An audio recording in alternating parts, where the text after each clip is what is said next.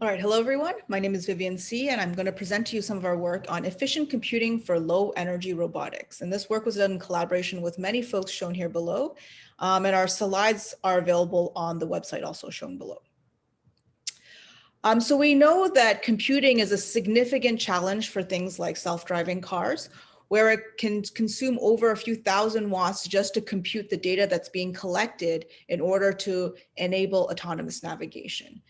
This challenge is going to be much more significant as we shrink down the size of the robot. So for example, something that might be, the size of the palm of your hands. In these particular areas, we have very limited energy to the size, weight, and cost of the battery. And also if we look at existing embedded processors, they tend to exceed the power budget that we typically have for these low energy robots. And if we take a look at where is the energy actually going, it actually is dominated by data movement. So in particular, if you look on this chart here, in blue, we've highlighted the energy cost for computations like multiplies and adds for various precisions. But you can see that the cost of reading data, for example, from a very small SRAM, is going to be already more energy than doing a floating point multiply. And if this reading or accessing of the data comes from off-chip memory, from a further region, it can be orders of magnitude higher energy. So really memory access is what is dominating energy consumption. It can be orders of magnitude higher than the energy for compute. And this is what we really need to address if we want to minimize the energy of the computing cost for autonomous navigation. But the challenge is autonomous navigation uses a lot of data. So for example, in semantic understanding, where you want to understand if this pixel represents the grass, the person, or the sky, you have a lot of data that you need to process. First of all, you need to process at high frame rates, especially if you're going very quickly and your environment is changing. You might have to do large resolutions to enable you to see objects that are far away. And then often in order to see objects of different scales or to have a more robust representation, you might need to expand the data. So for instance, a common thing is to build an image pyramid, which would increase the number of pixels that you have to process by 1 to 2 orders of magnitude. Another aspect of autonomous navigation is to have a geometric understanding of the data. For instance, to say how far away certain pixels are, so you can construct, for instance, a map. And the size of the map will also grow the longer you navigate. And again, it's going to be very expensive to manage this large scale map. So in general, this is a significant challenge in autonomous navigation to minimize the amount of data movement where we know data movement is really dominating energy consumption. So I'll give you a couple of examples of how we do it within our own research. So the first thing you need to do when you're doing autonomous navigation is you need to figure out your location. So where are you in, for example, a 3D space? Where are you actually facing? This is also really important in applications like augmented reality and virtual reality. One way to do this is to have, a camera mounted on your robot. So you have visual data as well as an IMU. So you have information from the gyroscope and accelerometer, and you would fuse these two to generate an estimate of your 3D position. So shown here in this video, we have the video feed coming from the robot, and based on this, we're estimating where the robot is in 3D space and where it's actually looking. This process of fusing this information is a well-known process that's a subset of the SLAM algorithm, which you might have heard of, so simultaneously localization and mapping. If you're navigating in an unknown environment, you might also need to build a 3D map of your environment as well. And so we were aiming to kind of enable us to do this at very low energies. And one thing we did in this Navion process was basically optimize both the algorithm and the hardware together to target this localization task. And we were able to show that we can do this in under 25 milliwatts. So Navion, which is the name of this chip, is the first chip that can perform complete visual inertial odometry. So it does all of the processing of the front end information from the camera. So it does things like feature detection, tracking, outlier elimination. It also does pre-integration of the data coming in from the IMU, so specifically from the accelerometer and gyroscope. And then it does an optimization in the back end to fuse these two modalities of information coming in. So you can see this Navion chip, we designed and fabricated in a 65 nanometer process technology, and you can see it's much smaller. You can imagine mounting on these small robots. And with these types of optimizations, especially in the hardware and the algorithms, really focusing on reducing data movement, we can reduce the energy consumption by 2 to 3 orders of magnitude compared to mobile and desktop CPUs. And you can see we're not sacrificing performance, so it can still operate at a camera rate up to 171 frames per second.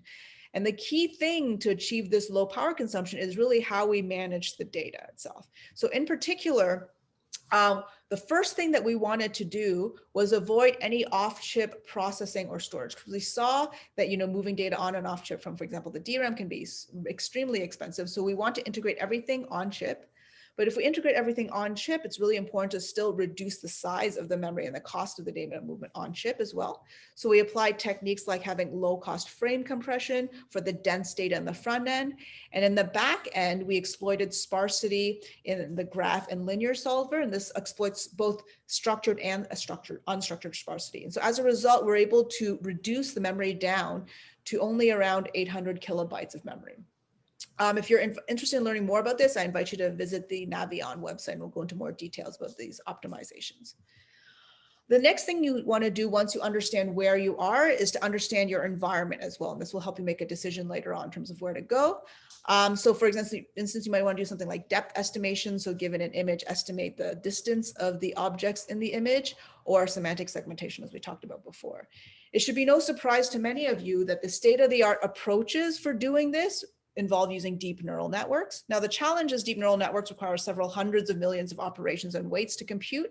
And when you compare it to something that, you know, we all have on our mobile or embedded devices, such as video compression, we're talking about 2 to 3 orders of magnitude increase in complexity. So again, this serves as a big challenge in terms of energy of the computational cost. However, there are properties that we can leverage in DNNs that we know of. So first of all, we know that they exhibit high parallelism. All the multiplies and accumulates, you can do them in parallel, so high throughput is possible. The main challenge, again, it would be the memory access is the bottleneck. So for every multiply and accumulate you do, you're going to have 3 reads and 1 write. So that's a 4-to-1 ratio in terms of memory access to compute. And if these come from, you know, off-chip memory, which you would for sure avoid them, each of these memory access would be orders of magnitude more expensive than the compute itself. And so if we look at, you know, AlexNet is just an example where you have 700 million max, you would need 3 billion DRAM accesses to service that. But there are properties that we can exploit, in particular data reuse opportunities where you read in one piece of data and we can use it for multiple operations. If you look at convolutional neural nets, we have convolutional reuse of your input data. We can also have cases where you're applying multiple filters to the same input feature map to generate multiple output channels. So that means each activation in the feature map can be reused multiple times across the filter. And then, of course, for a given filter, if you're going to process multiple input feature maps, you can reuse the weight across those multiple input feature maps. And what we want to do is we want to combine this with low-cost memories to exploit the reuse. In particular, what we'd like to do is, you know, move the data once to very small memory, maybe under a kilobyte, in a register file that's nearby, and it's really cheap in terms of the memory. So you imagine a register file at 1 kilobyte is going to be the same energy as doing the compute, and then you can read the data multiple times from that memory itself to do multiple different operations, right? And so this is all to avoid reading from much more expensive memory, for example, the DRAM itself. So the big challenge here is that you have this huge neural network, you need to cut into small pieces. And then the question is, what is the order at which you should process those small pieces so that you can maximize data reuse and minimize how often that you have to actually read them from the larger memory itself.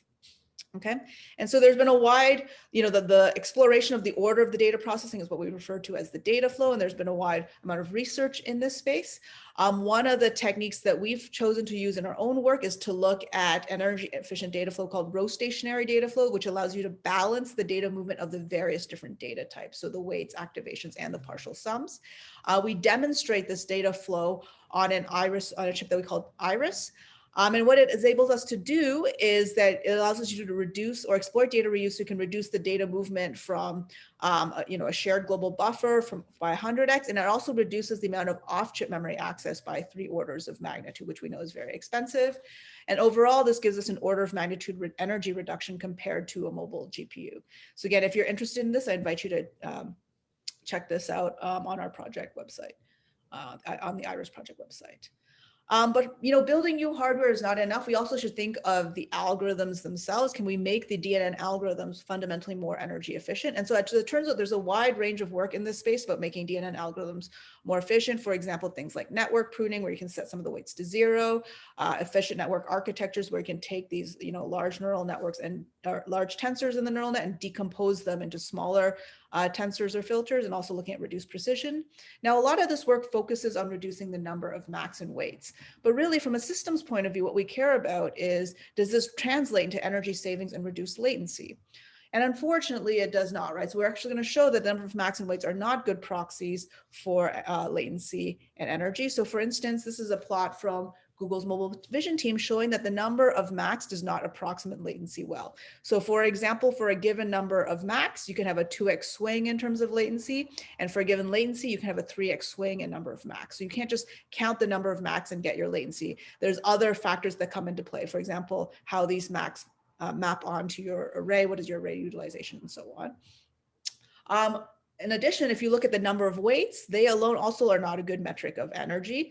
There's all different data types in the system, so we should consider those as well. So for instance, if we look at the energy breakdown of GoogleNet, weights only account for 22% of the energy, whereas input feature map and output feature map also should be considered as well. So what this means is that if we actually want to design efficient DNN algorithms, we should use approaches that are hardware aware, which will allow us to directly target energy and latency in the optimization of the DNNs. And this will provide better performance trade-offs, right? So for instance, looking at the approach of pruning, we can use what we call energy aware pruning, where rather than just removing weights based on the magnitude of the weight, we actually also want to consider what is the energy consumption of the weight itself. So this will factor in things like data reuse and where it might be stored in the memory hierarchy and its data flow. And you can see that by doing that, for the same accuracy, you can get more reduction or energy savings, so 3.7x energy savings as opposed to just 2.1. Another thing is to incorporate these metrics in the design of the network architecture itself, or network architecture search. And so what you can actually do is automatically adapt a DNN to reach a target latency and energy on any platform based on empirically measured results from that given platform. So this net adapt work is something we did in collaboration with Google's mobile vision team. Basically, you take in a pre-trained network, you have a target budget of the latency and accuracy, you might generate a bunch of network proposals, which are basically, modifications of the network architecture. You would actually measure the performance in terms of latency and energy on the given platform itself. And then you would select one of these, and then you would iterate through this process and then you would eventually get your adapted network, which has an optimized latency and energy trade-off compared to accuracy. And all the code for this is available on the NetAdapt website. So again, the key messages here is that we want to incorporate these key system level metrics into the design of the DNN algorithms, as opposed to just looking at max and weights. It's also important to, consider a broader range of applications of DNNs, not just, typically image classification, but look at things like depth estimation, which are relevant for, the robotics work that we're interested in here. In particular, in a depth estimation for a given 2D image, what you need to do is assign a depth label for every single pixel in the image, as opposed to, reduce it down to one class, is what you would do with image classification. So it can be a much more challenging task. And so what we're showing here is that indeed you can apply a lot of these techniques of hardware-aware design to depth estimation. So shown here is some work on FastDepth, and what we're showing is on the x-axis here, it's the throughput in terms of frames per second on an embedded GPU of this depth estimation, and on the vertical axis, we're showing accuracy in terms of delta 1, which is the percentage of pixels within 25% of the correct depth. And we can see you get an order of magnitude speed up or reduction in latency using these techniques. And actually this work was presented at the ICRA conference last year, and we want to show that we can actually capture a live video feed on an iPhone at 40 frames per second using FastDepth.